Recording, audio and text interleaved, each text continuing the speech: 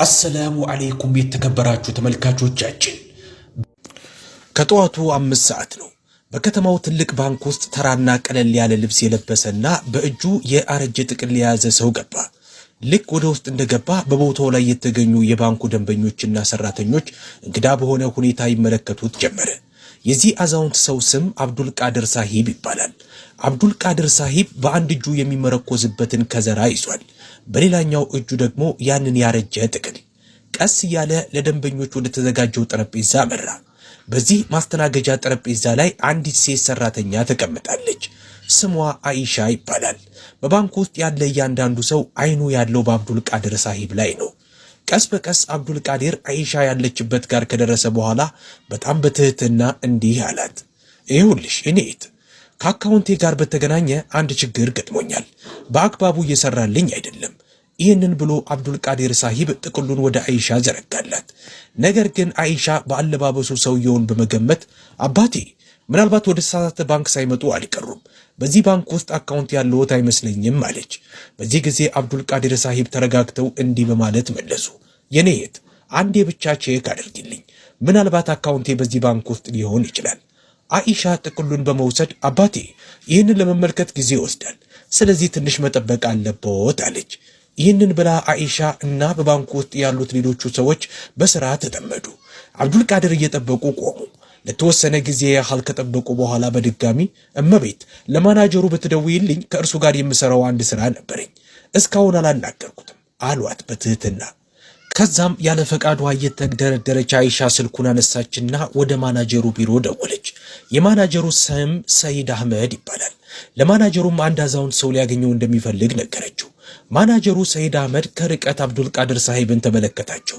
በጣም ተራ ሰው ይመስላሉ ሲያዩት።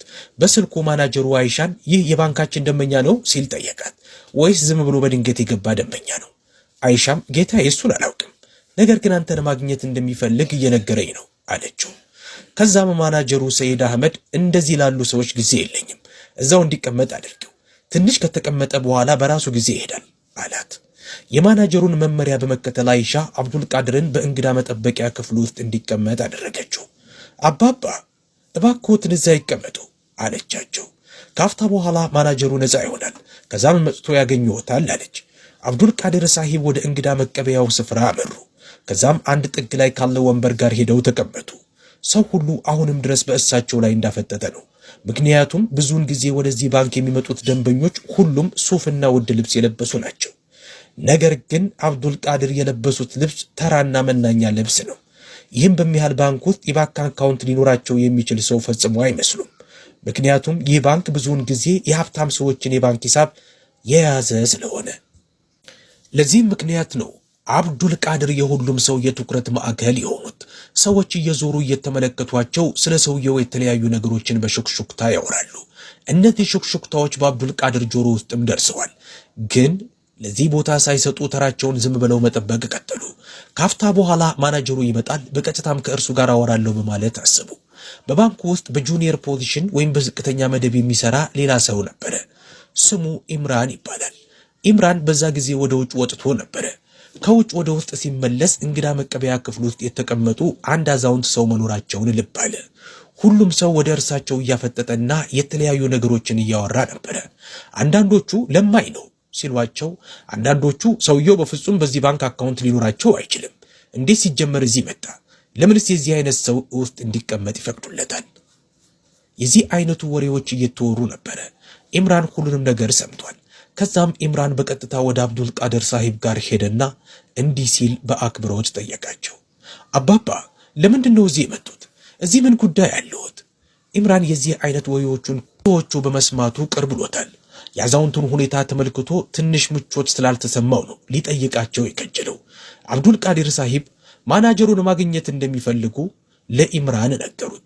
ከእሱ ጋር የምሰራው ስራ አለኝ አሉት።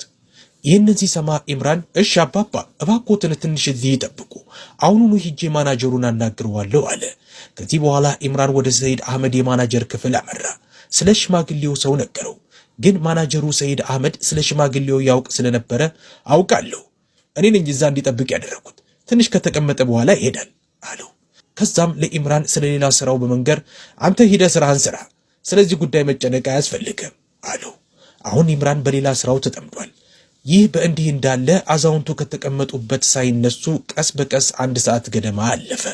በትዕግስት ለ1 ድፍን ሰዓት ከጠበቁ በኋላ ሊታገሱ አልቻሉም። ከተቀመጡበት ተነስተው ቀጥ ብለው ወደ ማናጀሩ ክፍል አመሩ። ወደ ማናጀሩ ቢሮ በመሄድ ላይ ሳሉ ማናጀሩ አዛውንቱ ወደ እርሱ ዘንድ እየመጡ መሆኑን ተመለከተ። ወዲያውኑ ከክፍሉ ወጣና ከፊት ለፊታቸው በመቆም በእብሪትና በትዕቢት እሺ አባቴ ምን እንደሚፈልጉ ይንገሩኝ አላቸው።